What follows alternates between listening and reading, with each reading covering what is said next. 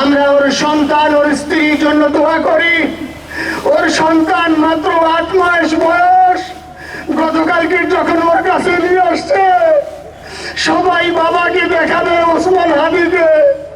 আমি বললাম কি লাভ হবে, ও তো কোনোদিন ওর বাবার চেহারা কথা বলতে পারলো না। ওর ছেলে আর কোনোদিন জানবে না যে আমার বাবা কেমন ছিল। ভাইরা আমার, ওসমান হাদি আর ফিরে আসবে না।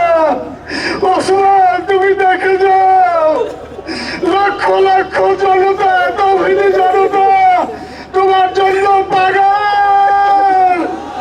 ওসমান তুমি বড় নাই, তুমি আমাদেরকে পাগল বানাই দিয়ে গেছো।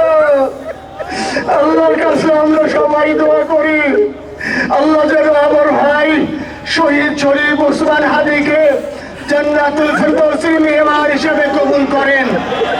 আল্লাহ তাআলার কাছে দোয়া করছি, আয় আল্লাহ তাআলা আমরা যারা বেঁচে আছি ইমানের সাথে স্বাধীনতার সার্বভৌমত্ব রক্ষা করে তৌহিদের দ্বীপ বাংলাদেশকে যেন আমরা রক্ষা করতে পারি, সেই তৌফিক আল্লাহ তাআলা আমাদের নসিব করুন।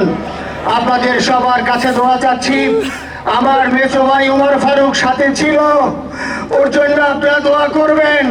আমার ছোট বোন মাসুমা অ্যাবনরমাল হয়ে গেছে, তাকে চিকিৎসা করাচ্ছি, ডাক্তাররা বলছে অনেক বেশি সমস্যা। আমাদের পরিবারের জন্য একটু দোয়া করবেন। আমাদের আর কোনো চাওয়া পাওয়া নাই। শরীফ ওসমান হাদি তুমি বেঁচে থাকো, আমরা ওর জন্য দোয়া করি।